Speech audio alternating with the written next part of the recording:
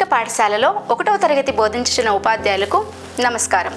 పిల్లలకు సంఖ్యాభావన నేర్పించే క్రమంలో ముందు, వెనుక, మధ్య సంఖ్యలను గురించి వివరించడానికి ఉపయోగపడే చక్కటి టీఎల్ఎంను మనం ఇప్పుడు తయారు చేసుకుందాం.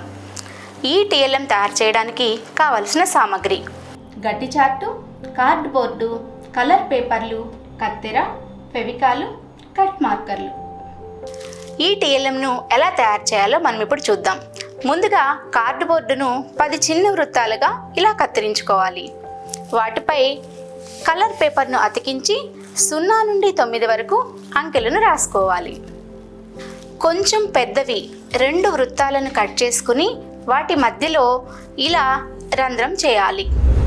అంకెల వృత్తాలను అలాగే పెద్ద వృత్తాలను ఐస్ క్రీమ్ పుల్లలకి అతికించి ఇలా వీల్ను తయారు చేసుకోవాలి.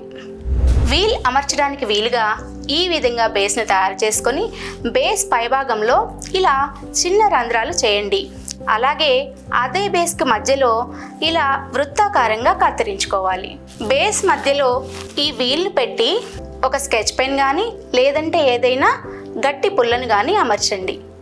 ఈ టీఎల్ఎంను తరగతి గదిలో ఎలా వాడాలో మనం ఇప్పుడు చూద్దాం. స్పిన్నింగ్ వీల్ని టేబుల్ పై పెట్టి అంకెల చక్రాన్ని స్పిన్ చేయండి.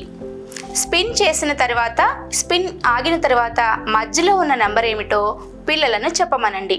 అలాగే ఆ అంకెకు ముందు మరియు వెనుక ఏ అంకెలు ఉన్నాయో పిల్లలచే చెప్పించండి. ఈ విధంగా స్పిన్ వీల్ని తిప్పుతూ మధ్యలో ఉన్నటువంటి నంబర్ ద్వారా ముందు, వెనుక, మధ్య అంకెలను చాలా తేలికగా నేర్పించవచ్చు. పిల్లలకి బాగా అవగాహన కల్పించవచ్చు.